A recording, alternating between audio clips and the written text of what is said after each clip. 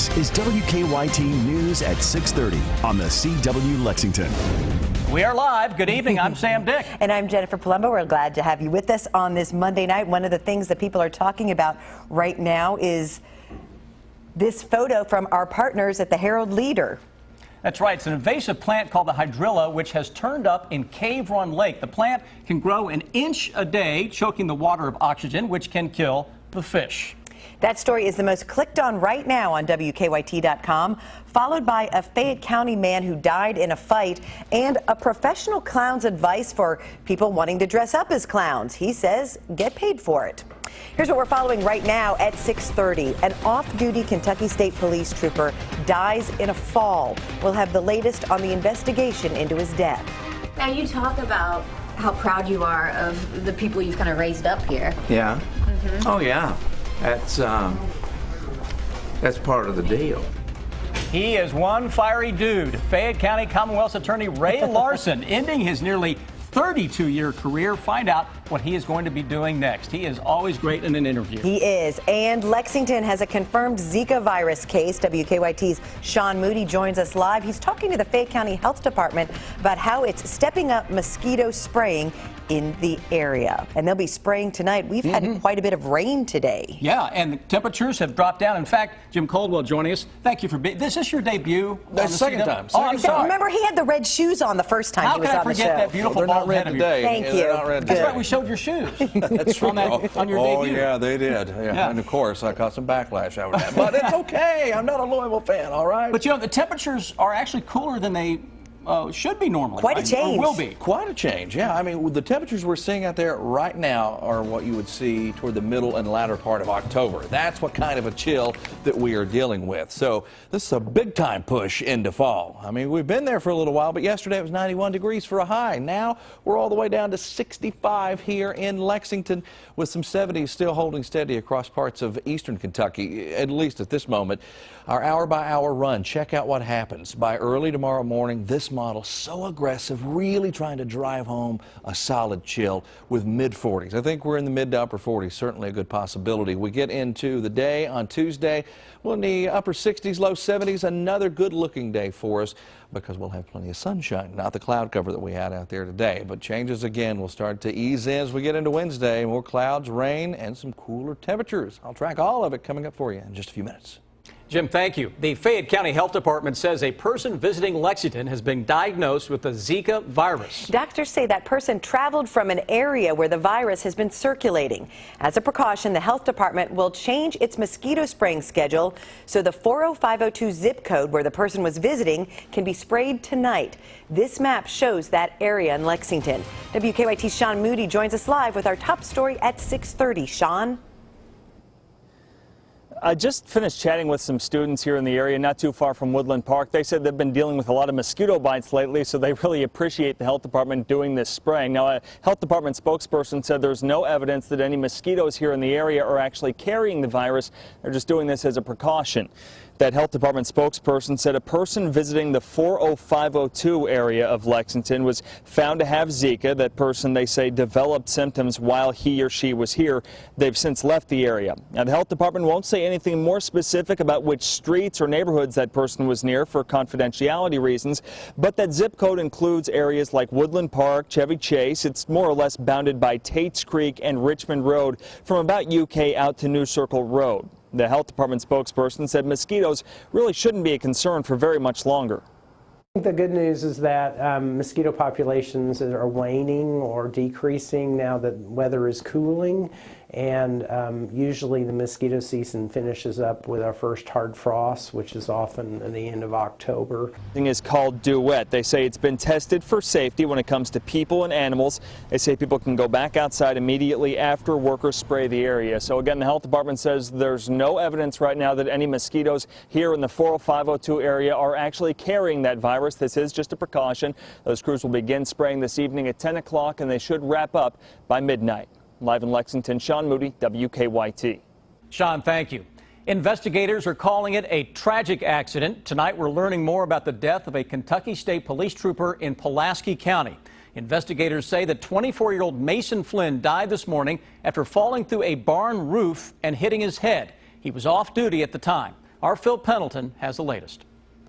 It's one of those days that you don't ever want to duplicate. Pulaski County Coroner Clyde Strunk had the awful task of telling a young wife that her husband had just been killed in a farm accident. Turned out to be a state trooper, one of our finest in our state.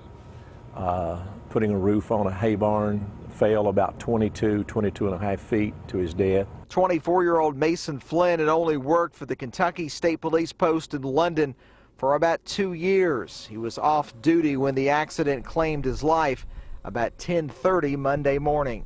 But you seldom ever think about it being an accident where he's off duty, helping a friend, falling to his death, putting a roof on a barn. You just never think of that. Flynn lived in Science Hill but patrolled Rockcastle County for the state police. Officials in Pulaski County say that he was well liked and respected by many. He was an outstanding officer from what I've understood. Just a man of faith, just a great family man. Mason Flynn's body was taken to Frankfort, where the state medical examiner will perform an autopsy tomorrow morning at 8 o'clock. I'm told that a police escort followed his body from here to Frankfort. In Pulaski County, Phil Pendleton, WKYT. The coroner tells us after the autopsy tomorrow, a full police escort will take Trooper Flynn's body back to Pulaski County. A Lexington high school student is dead following a crash near Cincinnati. Police say that 15-year-old Jordan Perkins was driving a stolen car. Marymount police say the car hit 2 trees early this morning, killing Perkins. And the vehicle had been reported stolen from a parking garage at Lexington St. Joseph Hospital last week. Police say the 2 18-year-olds and a 13-year-old girl were in the car and went to the hospital. Police say the teenagers may also be connected to several break-ins around Marymount. We now know the name of a Lexington man killed in a stabbing. He's 28-year-old Trenton Monroe. Police say Monroe got into an argument with another man last night outside a home on Heisel Way. That's near the Eastland neighborhood. They say the man stabbed Monroe, who later died at UK Hospital. So far, police have not filed any charges, but they tell us they are still investigating.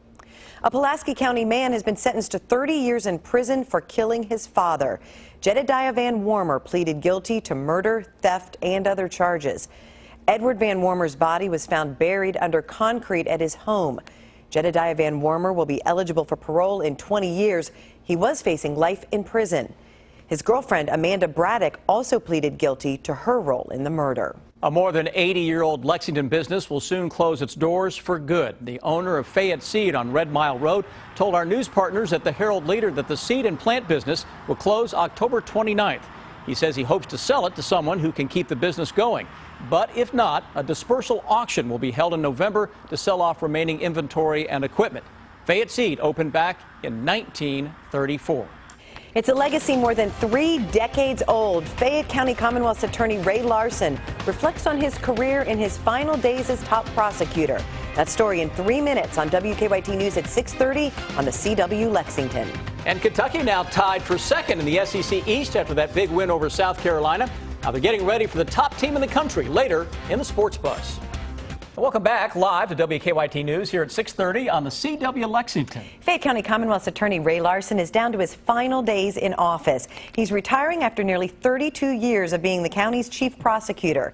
Governor Bevin appointed his successor, Luanna Redcorn, last week. Larson says he never wanted to be the old rascal who hung around too long. Many of his employees have been around for decades, and he's proud of the impact he's made on young prosecutors. I've dealt with a lot of people here. A significant percentage of the prosecutors in this state have gone through internships in this office. It looks different. Yeah, I got to get rid of this stuff. All of it. WKYT's Miranda Combs spent some time with Ray Larson last week, and she joins us now to break down the news. Quite a legacy, and that the commitment that he has made to this community for decades. He's obviously has a lot to be proud of, too, in all of that time. He talked about when he started in '85, he had 16 employees. Now he has 30, and he says a lot of the percentage of prosecutors across the state actually started with internships through his office. He's very proud of that. When we walked through his office there, he He talked about, hey, this person's been here for 20 years, this person's been here for 30 years, so he's very proud of the legacy he's created. He has also prosecuted some extremely high-profile violent crimes, murder cases, and we're seeing their video of him, the pictures that he's looking at, and the work that he has done with victims' families. Trent Tajero, the UK football player who was murdered, comes to mind. And that's actually those pictures. Right. And he has really fought hard for the victims and their families. And he said something interesting about that. When he started, it would take about 7 months from the crime to the trial. Now you're talking about 2.5 years of getting ready for a trial with all the appeals that go on now from the defense attorneys. He says not only is that taking a lot of the fun out of it, but it's also the other side of it. It's given him a chance to build quite strong relationships with these victims' families, and they think a lot of times when this trial's over, everything's going to be better. But he says it never works that way because trials are so hard on the victim's family because the victim is also dragged through the mud as well. So what's next for Ray Larson? I've known him for decades. He doesn't strike me as someone who's going to ride off into the sunset and go lie on a beach somewhere. Oh, immediately he says, I will be at work the next day. He's got an office on the other side of town that he's going to be working out of. He's going to keep pushing his social media presence, which has grown quite a bit, and also keep pushing those issues that he's passionate about with repeat offenders and keeping them behind bars. It's a really interesting interview. Miranda, thanks so much for being here with us tonight. And you can join the conversation about Ray Larson by leaving your comments on WKYT.com or our Facebook page. Let us know what you think. Thank you, ladies. And I want to show you some video I took Saturday for a story that I'm working on for next week. This is the old stomping ground of one Jim Caldwell and Chris Bailey, McGoffin County. Look at this. This is beautiful. This is McGoffin County. This is the tunnel. We're on the Dawkins Line Rail Trail. And what McGoffin County, Johnson, and Breathitt County have done is they've turned this railroad bed, which used to be for decades where trains went, into a cycling. I'm a little jittery. See how, look how that's bumping around. That's the GoPro there. A cycling, running, walking, and horseback riding trail. And Jim, it's some of the most beautiful country I've ever seen. It is absolutely fantastic. Now, before they ever did this, that's the last time I've been on it. I have been on it since they have done the whole Rail 2 Trail project. But growing up around there, very close to where you were, and you may have gone by my childhood home, by the way. Maybe, I don't know. Were you sneaking around? But absolutely beautiful country out there. And good people. Yes, good people. You go through a place called the Narrows, which is this cliff rock side. You go through farmland, fields, backyards of people's homes, because that's where the train went. But not one dog chased me, which is really key when you're on a bicycle. But I want to tell, if you have not been to the Dawkins Line Rail Trail in near Salyersville, check it out, because I mean it's just beautiful. Oh, it's fantastic. Get down there, and the people, they're going to welcome you. They're going, hey, come on over. They might even feed you. Did you get any food? No, not yet. Anybody? Next time. By the way, it was hot. It was hot this weekend for that. It was hot, but now we've got this front that has worked through the area, going to make for an even better ride for you, perhaps, maybe after we get into the true feel of fall. Now, we've got it out there right now. It's 67 degrees in Frankfort, 64 in Moorhead. Still a little warmer in London, southern eastern Kentucky, holding on to some of that, but we're all changing as we progress through the next few days here. Sunny skies and dry into your Tuesday. Tuesday looks to be the best day in the entire 7-day forecast. We're in the upper 60s, low 70s. Very comfortable stuff. Showers will be back in town on Wednesday with even cooler air. We might get stuck in the mid-60s at that point, and then beyond that, Thursday through Sunday, it stays damp and cool going into the weekend. You just compare today to yesterday. Sam was talking about the heat when he was down in eastern Kentucky on his bike, and it was upper 80s, low 90s, area-wide this weekend. Today, we're down 21 degrees compared to where we were at the same exact moment yesterday, pushing us, of course, into the mid-80s at the same time, because it's 65 here in Lexington, 64 into Danville, 66 Somerset, with a little more warmth, holding steady to our south and east. Now, we expand our view. The reason we're changing everything up, this right here, that frontal boundary, taking all that warm air and pushing it away. The origin of our new air mass is coming straight out of Canada and being deposited into Kentucky. A significant swing in temperatures already showing up out there today, as you can see with our temperature change map. So the cool air lingers tonight, and a part of the system that drove the front through is going to be right back in here as we go through the next few days. It is a factor that will influence our weather during that period where I was talking Wednesday all the way through Sunday. It's because of this low. It's just going to hang around. And as it does, you see the coverage of showers. Now we might have a little more activity into central Kentucky at that time. Another issue will be that it's going to spin those clouds toward us, keeping it very ugly through the 7-day forecast. Even though we've got a new air mass and we're much cooler around here, and it's going to be nice with those daytime highs in the 60s, it's still a little too cool, a little too quick, because we should be more into this into October, not this part of September. We wanted fall, but we didn't want this much of it. I can take my coat off in the studio, but come later in the evenings, going home around midnight, I'm going to need a jacket. You're going to need a legit jacket, not one of these little thin suit coats. It's going to be chilly in the morning for the kids at the bus stop. Indeed, yeah. Well, LSU giving Coach Les Miles the boot after 12 seasons. Find out what's next for the Tigers in the Sports Buzz.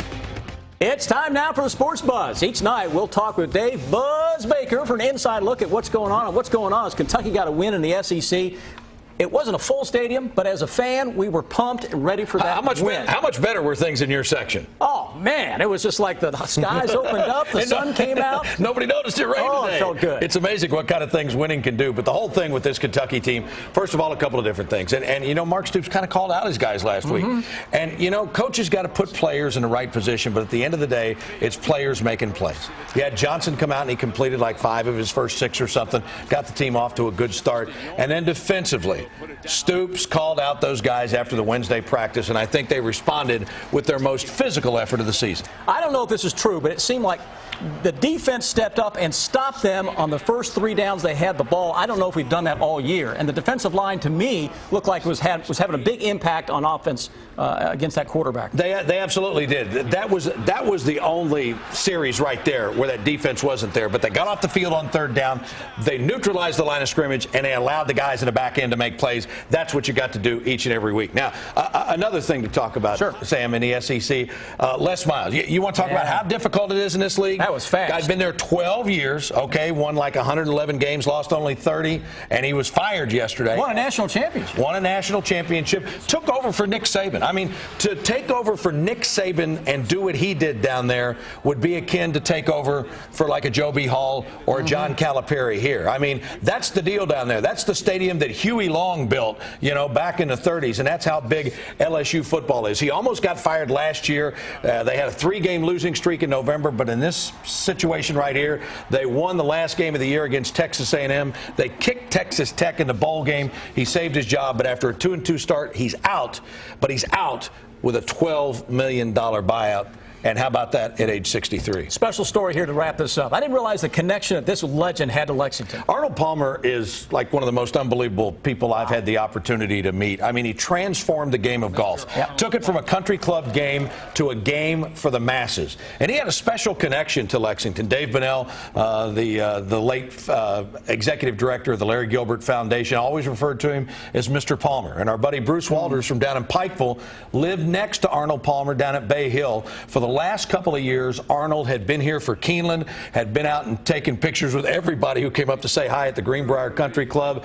And when he came here with the Bank One Senior Classic in 1983, he was one of the first real rock star athletes to come here, and he was famous.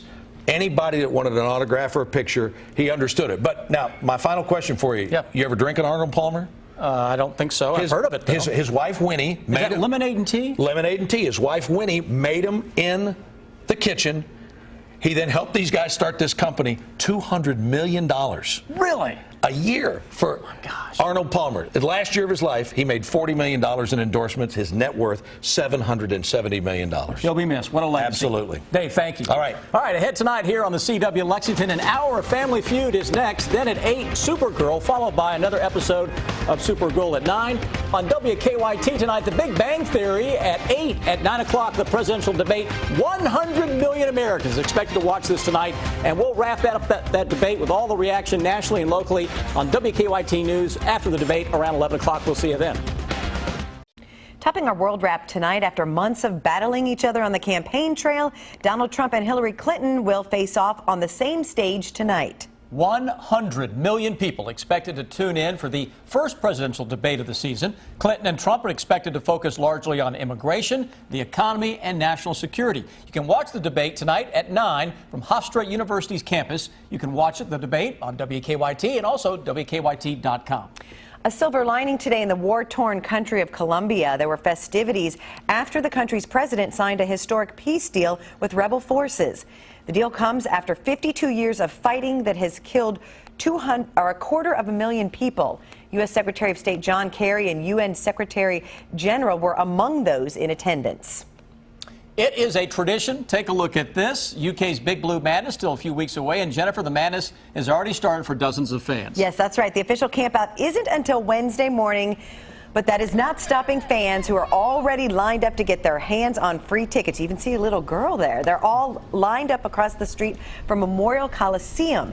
For many diehard UK fans, camping out to get a shot at Madness tickets is an annual tradition. It's turned into kind of a family thing. People's been going here for years. You come to see them. You may see them once a year, so we see them every year right here. So it's kind of a tradition for us.